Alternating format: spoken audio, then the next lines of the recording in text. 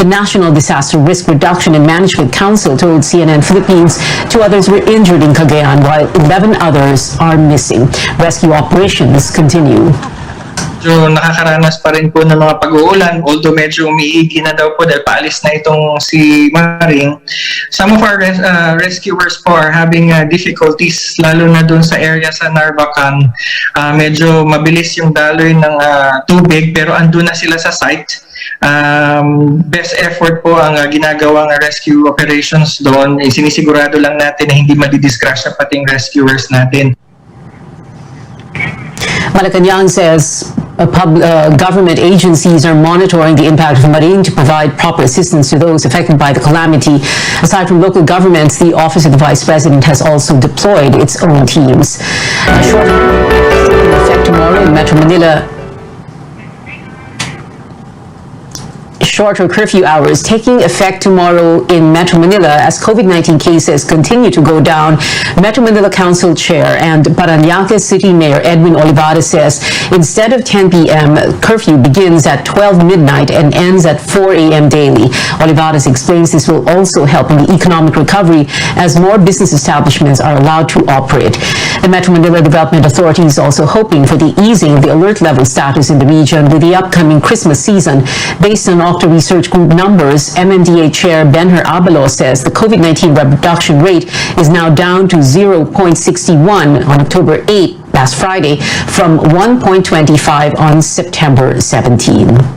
Everything is going down, even the hospital. That is why the mayors really are praying that the alert level would also go down. No? In fact, right now, ginagalawan na namin yung economy. No? Talagang full support kami rito. The Health Department reports 8,615 new COVID-19 infections today, with 236 more deaths and over 25,000 new recoveries. This brings the total number of cases to 2,683,372, of which over 82,000 are active cases. 3 laboratories failed to submit their data on time. The World Health Organization backs giving a 3rd dose of the COVID-19 vaccine to select groups. It says another shot of Sinovac and Sinopharm vaccines should be offered to persons aged 60 and above, as well as those who are immunocompromised. The agency adds evidence shows a need for a 3rd dose for those who had 2 shots of inactivated vaccines produced by Chinese manufacturers. In September, the WHO called for a moratorium on the distribution of booster shots. The Philippines' biggest vaccine stock is Sinovac with over 40 million doses. Vaccine czar Carlito Valdez had announced supplies are ready for the 3rd shot of over 1 million medical frontliners. Now, business owners are concerned about whether they can comply with the mandatory 13th month's pay to their workers. Tristan Nadal spoke with both employers and employees in this report. Business groups are calling for easing of restrictions and downgrading of Metro Manila's alert level to help businesses recover from the impact of stringent lockdowns. Presidential Advisor for Entrepreneurship Joey Concepcion says some business owners are worried of not being able to fulfill the mandatory 30-month benefit of employees due to limited operations and income. Concepcion adds that 30% operating capacity is not enough to cover all business-related expenses. Restaurant groups tell CNN Philippines they're hoping to be allowed to operate to up to 50% beyond October 15 and from 80 to 100% capacity before the Christmas season. As possible kasi we're already approaching, we're already in the 4th quarter and very soon a lot of the discussion was about 13-month pay, for example, how we're going to be able to pay for that. Just let us open, give us more capacity, and we'll try to manage as best we can, right? Some employees hope that a 13th-month pay won't be delayed, although they understand the impact of the pandemic and the series of lockdowns. Huwag naman, kailangan sana gamot, pagkain, mabayaran, papasko pa. Aantayin na lang ganun kasi wala din tayong magagawa gawa ng pandemic talaga Pero mas maganda kung maibigay nila para ngayong darating na Pasko, kung magbabakasyon, edi may panggastos. The Labor Department has yet to issue an advisory on the 13th month benefit and the guidelines for those who can't afford to give it. Meantime, the Trade Department is also offering its CARES program for micro, small, and medium-sized enterprises to provide additional funding for businesses who cannot pay the 13th month benefit of their employees. The said initiative has 6 billion funds for struggling businesses. Presta Nudalo, CNN Philippines.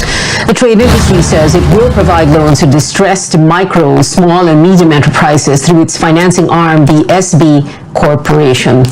President Duterte taking the blame for the vaccine shortage early this year. In his weekly talk to the nation, Mr. Duterte reasoned out which countries hoarded doses and that the Philippines has no vaccine manufacturing firm, making it difficult to secure the shots. Here's the president in his own words. At kung meron man na nagkasala dyan, aminin ko na lang. Kasi wala ma rin akong magawa. Gusto kong bumili, wala naman akong mabilihan. At kung makipag-contest ako doon sa mga mayaman, pabilihan ng bakuna, talagang huli ako. So yan dapat inyong maintindihan. Ngayon, kung kasalanan man yan, walang iba dyan kung hindi ako na. Aaminin ko na yan. The government says vaccine supply is no longer a problem. The country has received over 85 million doses. Coming up on Newsnight, we'll give you updates on the continuing rains despite severe tropical storm Maring's departure. And in the 2022 polls, nothing is final for the list of candidates until November 15. But one lawmaker steps forward to propose banning substitutions. These and more when we return.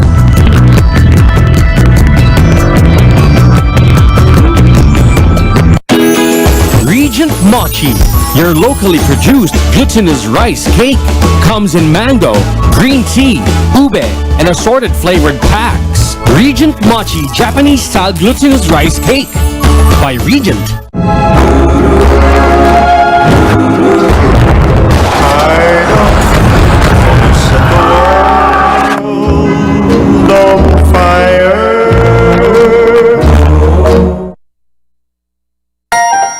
Ogino! Dahil yan sa vet-approved Nutri-Chunks Coach Shine. With active boost and prebiotics na pampalisto. Made with real salmon goodness and omega-3 and 6 for healthy skin and shiny coat. Kita naman, di ba? Listo, ganado sa Nutri-Chunks Coach Shine.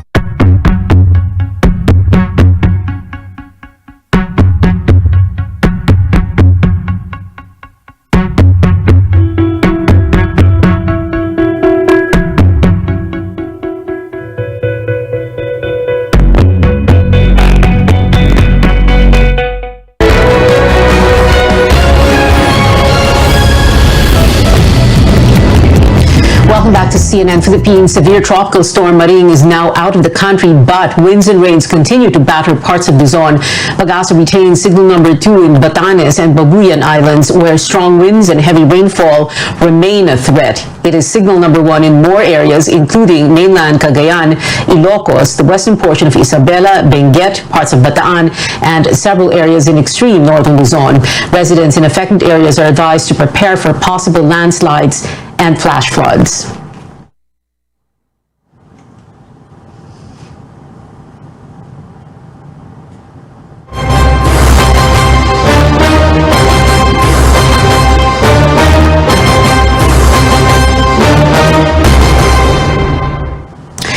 House leader wants to scrap the substitution option for candidates of political parties. Deputy Speaker Rufus Rodriguez says substitution should be prohibited unless a candidate dies or gets disqualified before Election Day. The lawmaker also wants to bring back the rule on aspirants resigning or being deemed automatically resigned from their posts upon the filing of their candidacies. He laments some presidential hopefuls are just proxies, although he did not mention any names. Under the law, the Commission on Elections can only finalize the list of candidates after the November 15 substitution deadline. Rodriguez believes his proposal will put a stop to what he calls the manipulation and mockery of the poll process. At least 2 senators also want the Omnibus Election Code amended to prohibit substitution. They say the provision is being abused. Senate President Tito Soto says the provision should be, quote, removed completely, while Senator Coco Pimentel says substitution should be done for serious contingencies and not to field a, quote, fake candidate as part of a political strategy. Now, Earlier, presidential aspirant Senator Bato de la Rosa said he's willing to give way to Davao City Mayor Sara Duterte if she decides to run. Meanwhile, CMD Secretary General Prospero Pichay denies the party fielded presidential and vice presidential aspirants as placeholders, but he says they're open to making Mayor Duterte their substitute standard bearer. Pichay earlier said their final bets won't be known until November 15.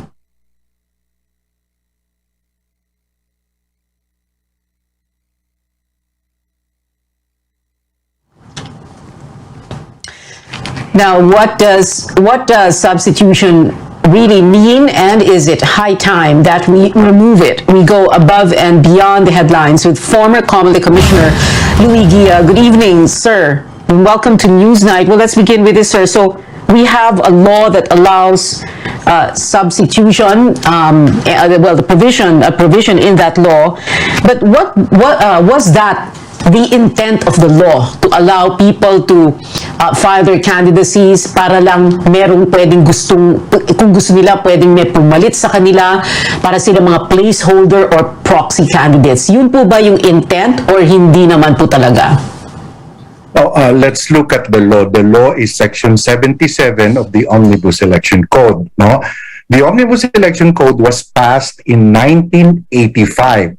So probably the context of the law, or particularly that provision, was the what was happening in 1985.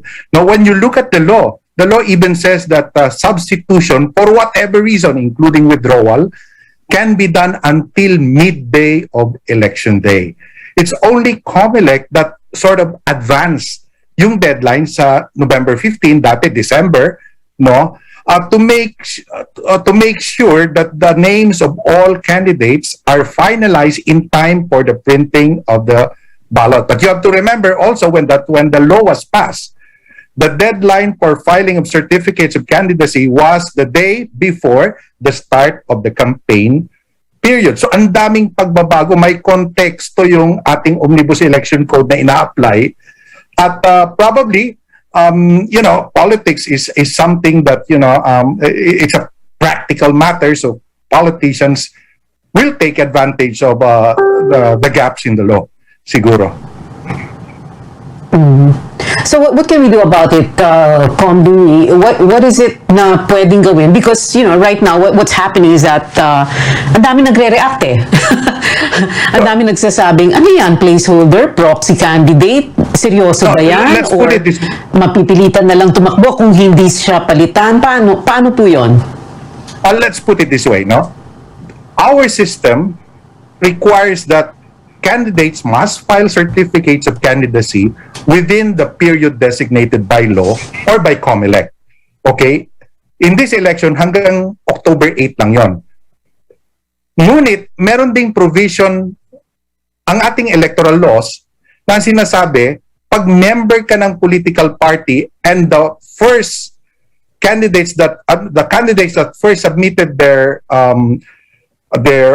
certificates of candidacy as nominees of political parties, pag namatay, na-disqualify, o nag-withdraw, ay pwede silang palitan ng nominated ng the same political party. So that's an exception to the rule that all candidates must be those who have submitted their certificate of candidacy within the period provided by law. So that's an exception, so to speak, available under our legal framework. So probably yun ang ginagamit. But this is what I want to emphasize. A certificate of candidacy is an announcement by the one who filing it that he is presenting himself for consideration by the voters for the position that he is filing his certificate of candidacy for. Ibig sabihin yan, yung bona fide intention or good faith intention to file that certificate is a requirement, which means that you have to pursue your candidacy up to election. That should have been your intention when you filed at the time that you filed it. But when you say that you're filing it and you don't really have intention to run, then I think my position is that you're in danger of having your certificate of candidacy canceled as a candidacy filed by a nuisance candidate. Because Section 69 of the Omnibus Election Code is very clear. A certificate of candidacy that was filed without any bona fide intention to run is a nuisance candidacy and therefore should be cancelled or denied due course. A certificate of candidacy that is cancelled or denied due course means that the one who filed the certificate of candidacy is not has never been a candidate. Hindi siya pwedeng ma-substitute kung hindi siya kandidato. Well, two things there, Com Louie. We can't legislate intention or good faith, hindi po ba? So, it really depends on the person who's filing the COC. He's presenting himself or herself in good faith and allowing the voters na, tingnan siya na posibleng kandidato, pero meron palang posibilidad na hindi siya matutuloy. When you say, so can you comment on that? And also, when you say na they run the risk of getting disqualified by the COMELEC, let's take the case of Senator Bato de la Rosa, because he said that if Sara Duterte, well, of course, first she has to take an oath, no, na miyembro siya ng PDP Laban, maging miyembro siya ng political party ng partido political na yon. And then kung ang sinasabi ni Bato kung gusto ni Sara na tumakbong presidente for PDP Laban, he will give way. So paano po yun? How is the COMELEC going to handle this case?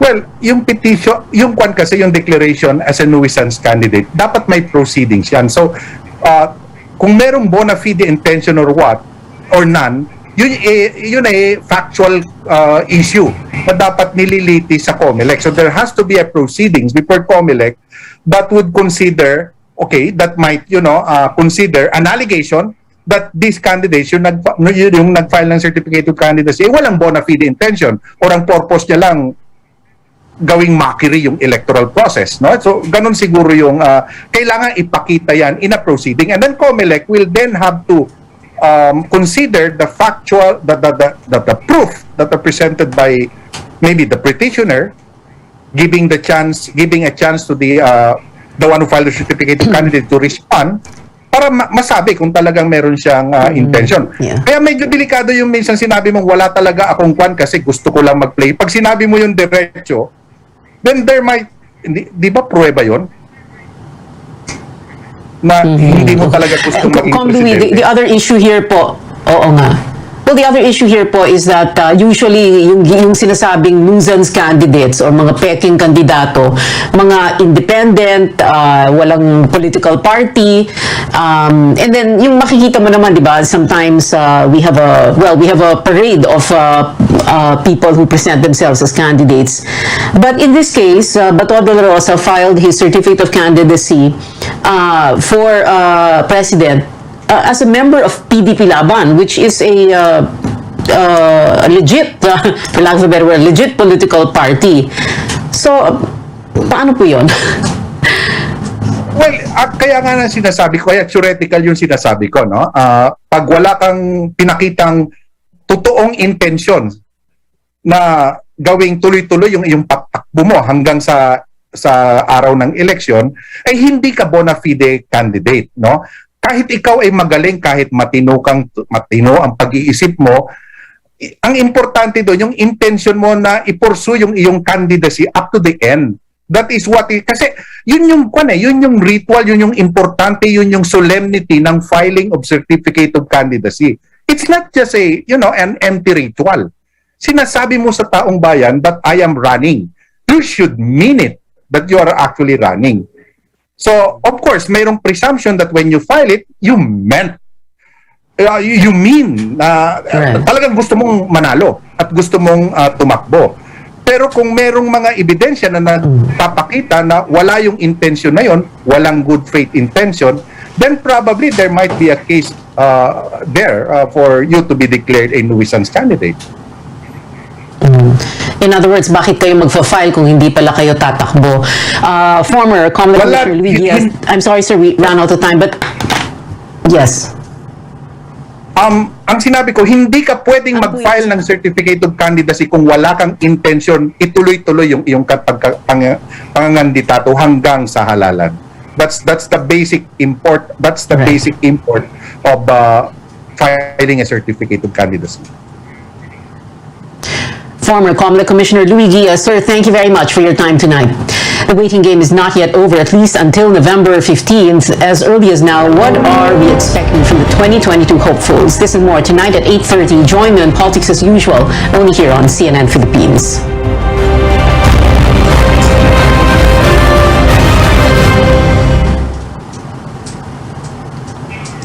The Ombudsman junks the graft complaint against former Tourism Secretary Wanda Teo, her brother Ben Tulfo, and 4 others over the controversial 60 million peso ad deal with state-run People's Television.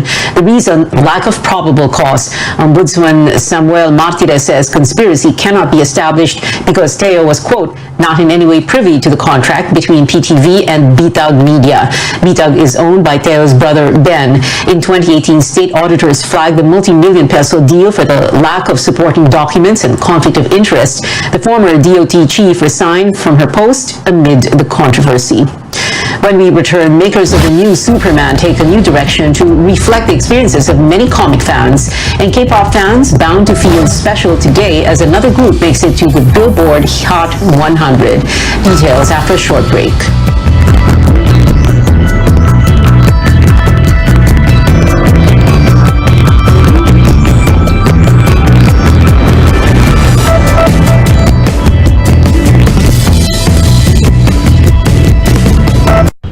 Nagsimula sa isang pangarap. Ako na po, ma'am. Ika'y tutulungang ibahin ang buhay na nakasanayan. Naka 24 months ka na sa pag-ibig. Panghulog na ako sa motor. Uy, bago mo ba? Gagawa ng hakbang para mapaghandaan ng forever Ka ha? at harapin ang bukas nang may maaasahan. Simulan mo na ang forever mo ngayon. Fund your forever with Pag-ibig Fund. Register today. No matter your age or athletic ability, we must all work towards having a healthier body, stronger bones, and a sharper mind. Get ready to achieve that and more with this resistance training workout. And now that most of us are training away from the gym, you have to think outside the box. Your backpack with weights inside, faster, faster, faster, please don't stop, reminding you to stay home and stay fit.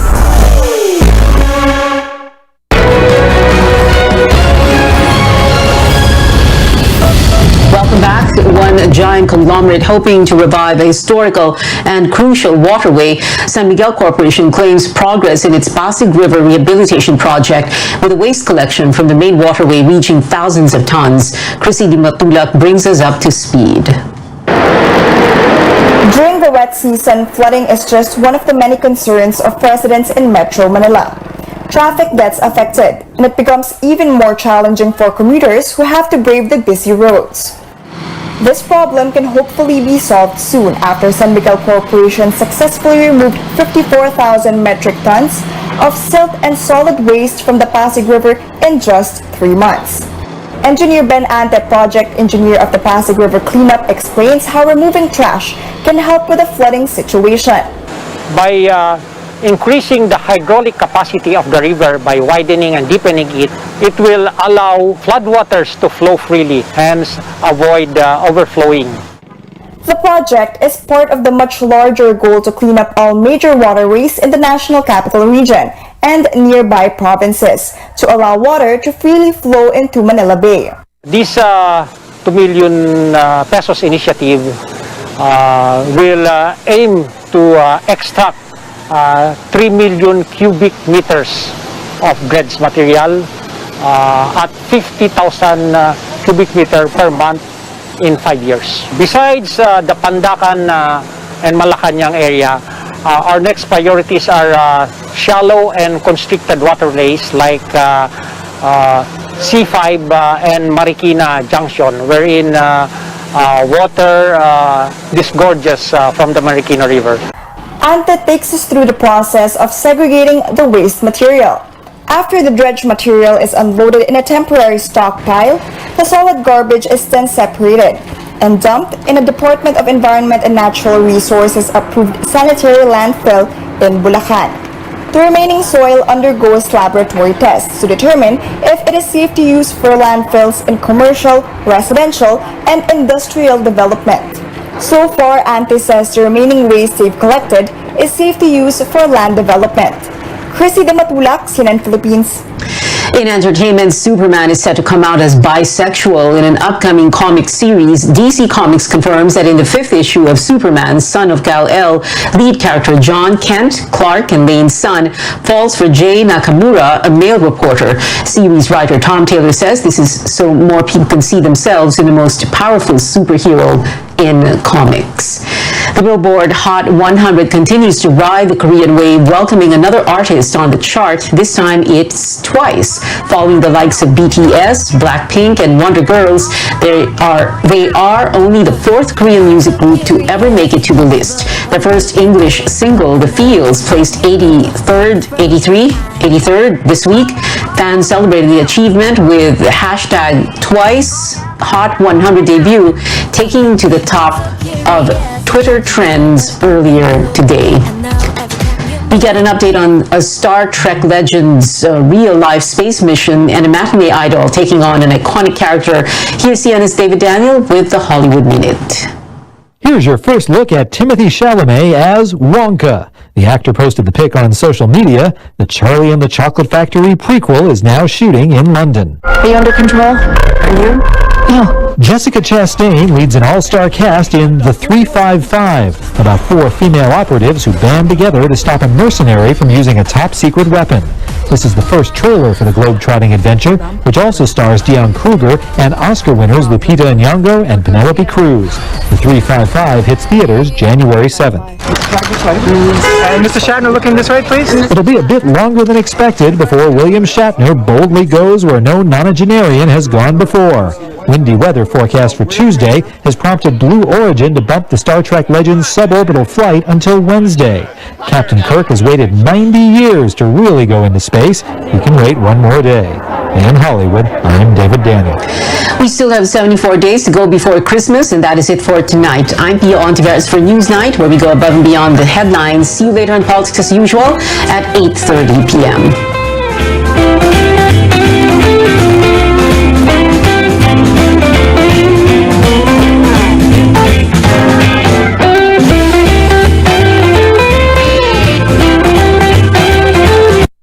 This program is brought to you by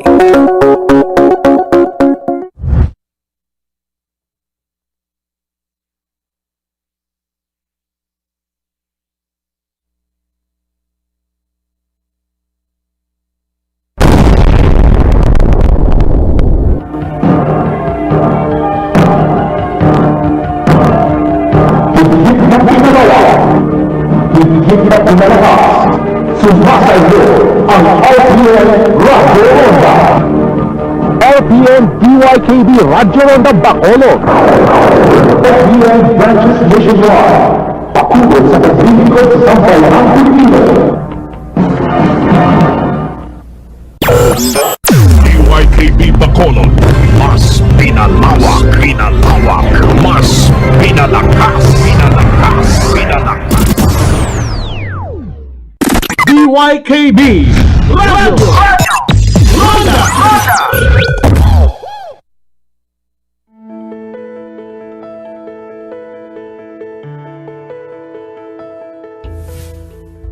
Three out of 100 Filipino women will get breast cancer before they reach the age of 75. Also, 1 out of 100 women will die before they get to that age. The Philippines has the #1 incidence of breast cancer among Asian countries and the 9th highest in the world. These grim numbers are also a reminder to us that the sooner one finds out that she has breast cancer, the higher the survival rate. October is Breast Cancer Awareness Month, and here on the show, we'll talk to 2 women, 2 survivors. They are symbols of hope and courage. And today on MedTalk Health Talk, we'll listen to their stories. I'm Dr. Freddy Gomez.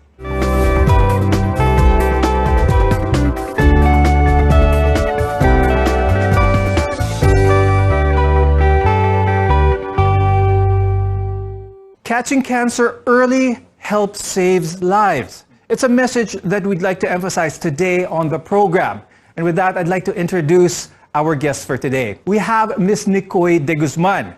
She is the president of I Can Serve Foundation Incorporated, a non-stock, non-profit organization that advocates early breast cancer detection through breast self-examination. Our next guest is Ms. Giselle Arroyo. She's a volunteer and member of the Communications Committee of I Can Serve Foundation. Breast Cancer Awareness Month, we definitely want to share your stories, your journey to as much as people as possible. With that, I'd like to start with Ms. Nicoy. First, you've had breast cancer not once, but twice. And each time it was stage 1. As we keep saying earlier, detection is key here. So, Ms. Nicoy, please tell us, what was it like when you first heard about your condition back in 2002? My son was 10 months old then, and then I was carrying him like this way. Playing with him. He accidentally kicked the breast, and it was so painful that I almost dropped him. I had to put him down.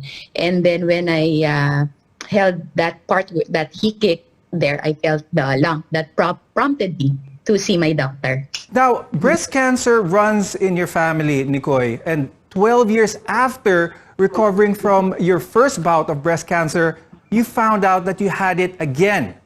So how often did you get tested knowing that you had somewhat of a strong family history? I was actually having tests yearly talaga. Yearly yung test ko. Prior to having the first one, I was doing already breast exams because my mom's doctor, we had the same doctor, prompted me to do it. And then after that, after the first one, I was having it yearly also. Much like Nicoy, you have family members who have had breast cancer as well. And similarly, you also found a lump in your breast incidentally or by accident, so to speak. This was probably around 2017 and you were around 36 years old. I felt the lump when I was taking a shower, just through the normal course of scrubbing yourself with soap. I ran over it in my breast, and then I told my tita, who's also a breast cancer survivor and also very active with I Can Serve, and she's the one who told me to get a checkup right away. Was the thought of breast cancer being in the family ever talked about? Being aware of doing the checkups and stuff, it really didn't sink in with me because I was so young. My titas were in their, I think, 50s or 60s when they were diagnosed. So I guess when I was in my 30s, it wasn't in my consciousness that if I was going to get it so young. Actually, at first I thought the growth was just benign. So when the doctors started talking to me about treatment options, I was really shocked. But apparently there was something on the ultrasound that indicated that it could be malignant. So my tita was with me during my appointment. Actually, another tita, not one of the ones with history. So when we went home to the house, I couldn't talk. I couldn't even say anything. So she had to break the news to the family that I had to undergo further tests to find out if it was really cancer. And how about you, Nicoy? What was your initial reaction to the discovery of a lump in your breast? It wasn't really that shocking because it's in the family. It's just that my age during the first diagnosis, I was just 28. So my maternal grandmother got it at 50, my mom was 40, and then I was 28, almost 30. So there's that parang pabata kami ng pabata. What was the conversation with your doctor like initially? Were there any apprehensions? Were there so many questions that you wanted to ask but were afraid to? I'll start with Nicoy this time. The first that I had was a lumpectomy to remove that, the mass.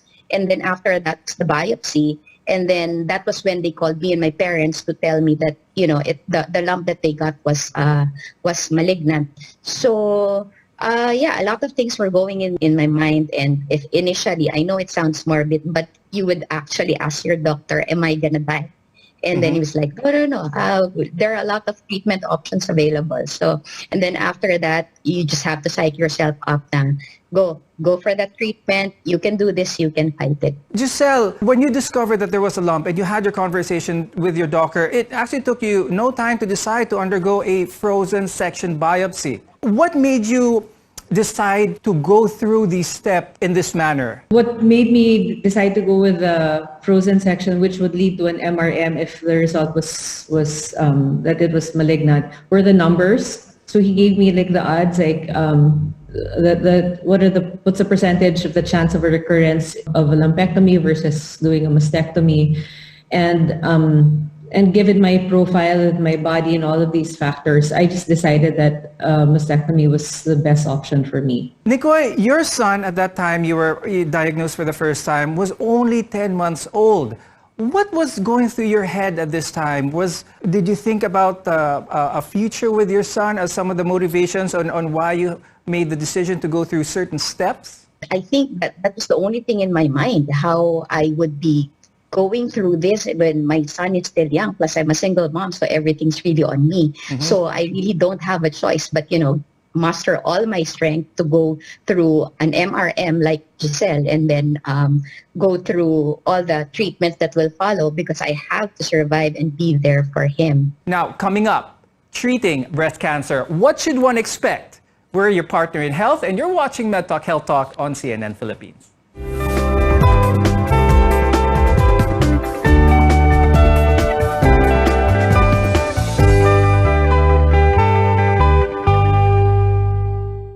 DYKB Radio Ronda.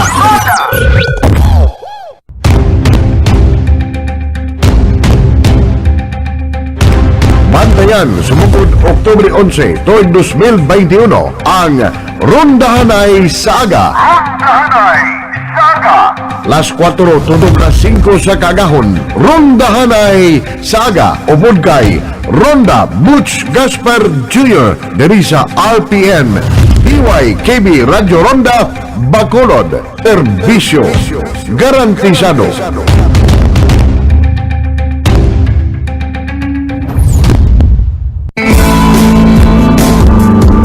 The Republic of the Philippines is a democratic country and republican state. No law shall pass abridging the freedom of the press. Ini nga programa amo ang Pedofile. Pedofile, isa ka programa nga magdala sang balita, impormasyon, lokal kag subong nasyonal. Kag iban man nga mga update nga nagasablag sa imong syudad. Kay ikaw nagapati nga ang impormasyon kag balita, isa ka importante sa imong syudad nga ginagihuan. Ini nga programa amo ang Pedofile. Upod sa inyo alagad, Romel Pido.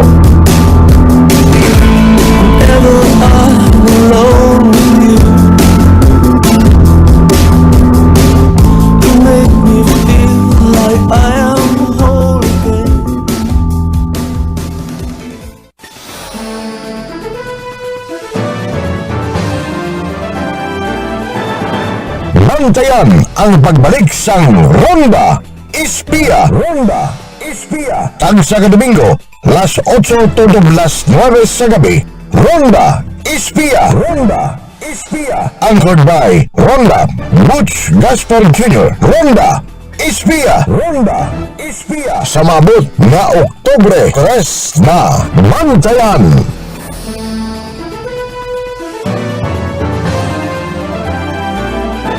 DYKB Radio Ronda.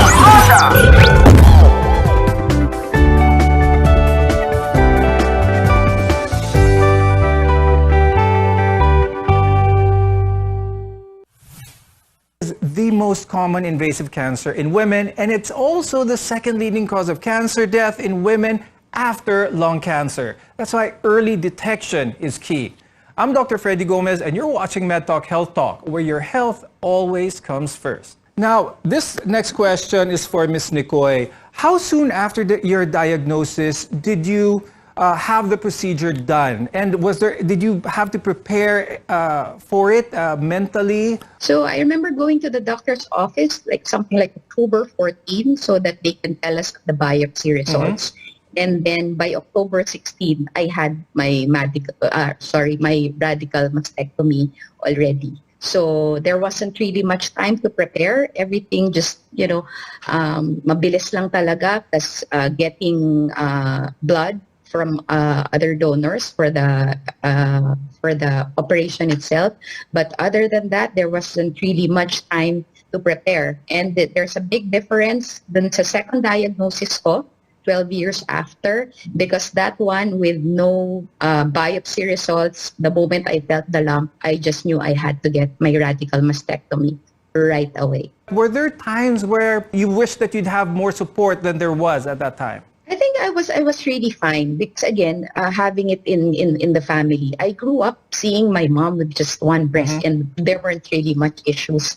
So I think for me lang, reading up and everything, it was the best option. So it was a go right away with a modified radical mastectomy both times. Could you describe the treatment after the operation, and how did this affect you naman? During my first diagnosis, there wasn't subtyping yet, so I didn't know. It was just purely staging. So I was told I was stage 1 nga, and then I would have to undergo 6 sessions of chemotherapy, and then no radiation treatment needed because it was a modified radical mastectomy. The second one, that was when the subtypes came in, and I found out that I'm a triple negative breast cancer. So still no just chemotherapy, but no radiation or maintenance medications after. Now, I'd like to ask Giselle naman, for your experience, what was it like after the surgery? My doctor gave me the option to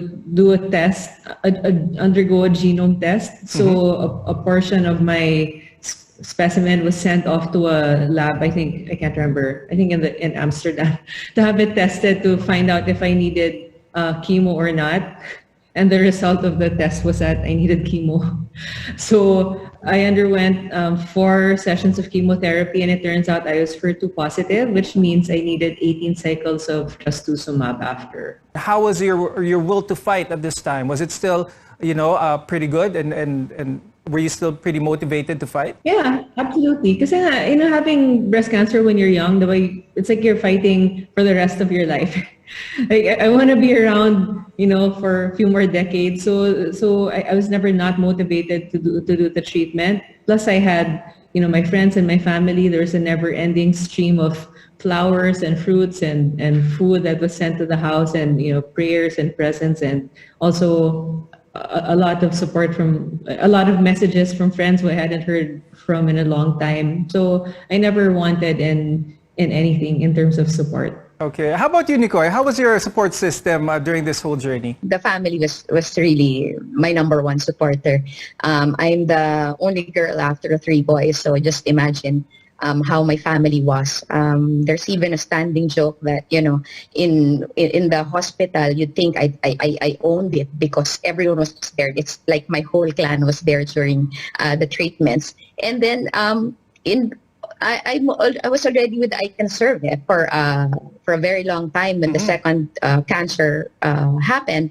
So the support also of the sisterhood was there. Take us through that second diagnosis when you had breast cancer for the second time. You'd think that after the first one, after going through 6 chemotherapy sessions, you're done and really, really well.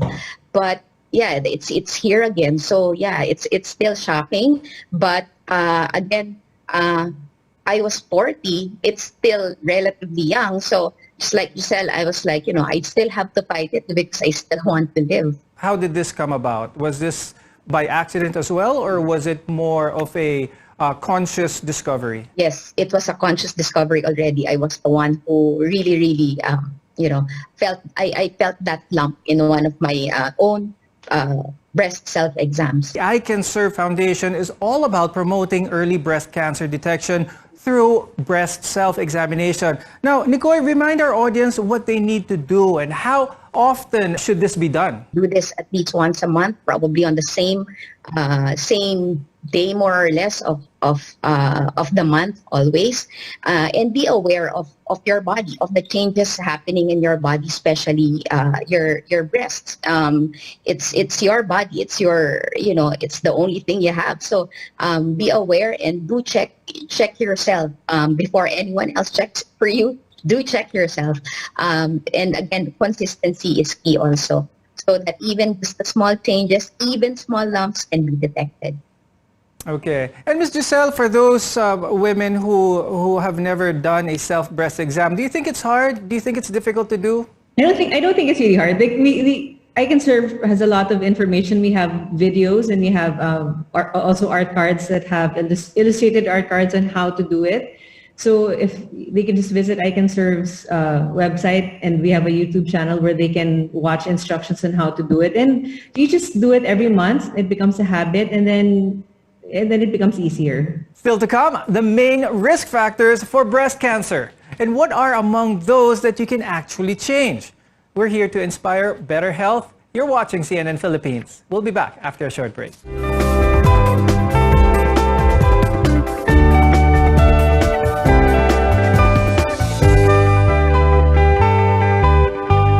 DYKB Radio Ronda Pagpi kang pamati diri sa RPN DYKB ang palatuntunan Pulso sang Banwa. Pulso sang Banwa alas 6 tubtob alas 7 ang takna sang aga, Lunes tubtob Biyernes. Upod sa inyo alagad Larry Concepcion.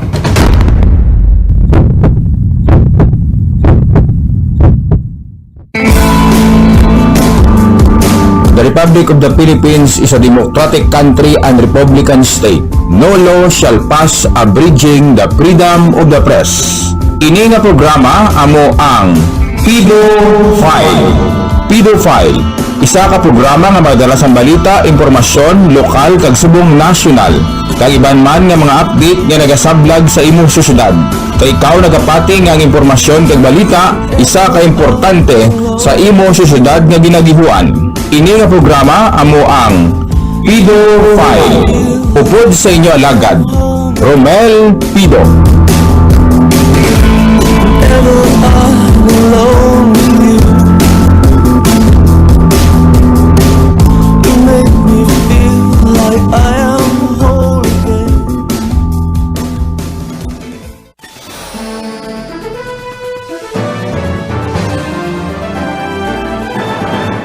Bantayan ang pagbalik sang Ronda Espia.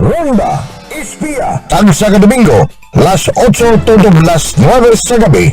Ronda Espia. Anchored by Ronda Butch Gaspar Jr. Ronda Espia. Sa mabot na Oktubre 3 na Bantayan.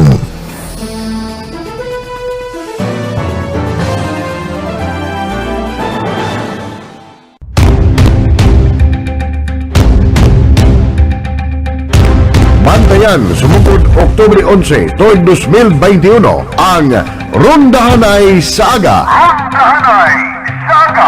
Las 4 tutog las 5 sa kagahon, Rondahanay Saga. Upod kay Ronda Butch Gaspar Jr. diri sa RPN DYKB Radio Ronda Bacolod. Serbisyo garantisado.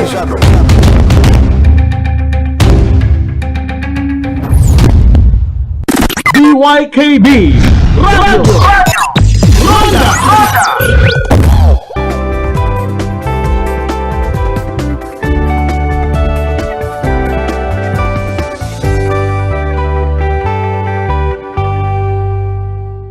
October is Breast Cancer Awareness Month, and today on the show we have two very extraordinary women whose lives were changed forever by this disease. And they're here to remind those of you who are watching that early detection can save lives.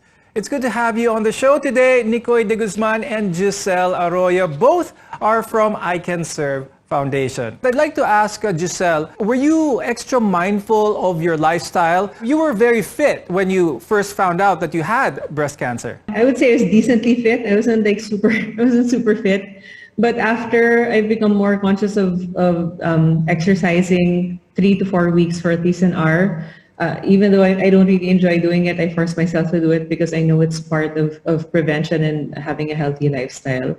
I also I've never been a smoker. So, like maybe in my whole lifetime, I've had less than a pack of cigarettes. But since having cancer, I haven't had a single one. And I don't drink alcohol anymore. Now, Nicoy, in between the first and the second time that you had breast cancer, Was your lifestyle affected? Your regimen, the kind of food you eat, the amount of exercise you take, was there a big difference? I've been physically active ever since getting into many sports. So I guess for me, it was just really genes catching up with me, the family genes catching up with me. But up to now, I've been, I think I can say, more intentional with my fitness regimen. I'm a certified instructor for various disciplines.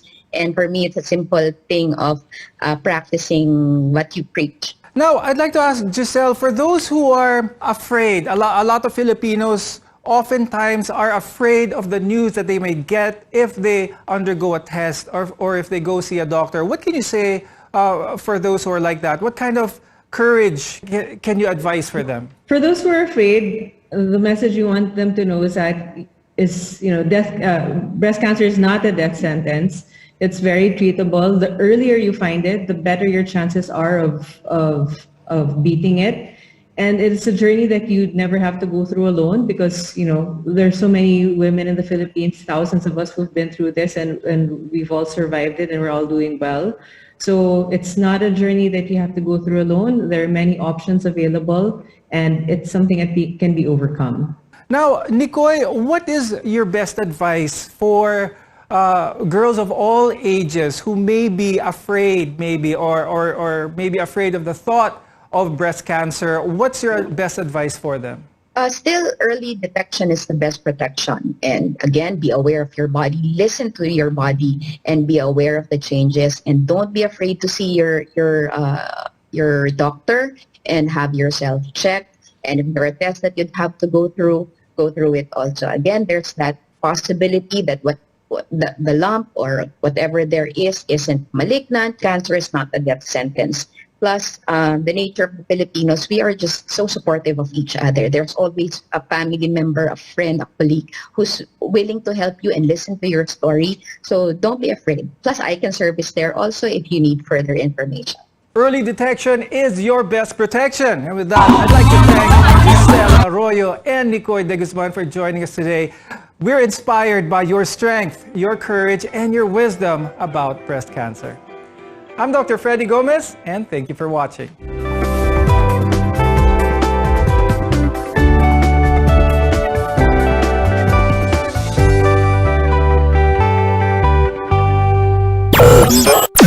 PYKB Bacolod, mas pinalawak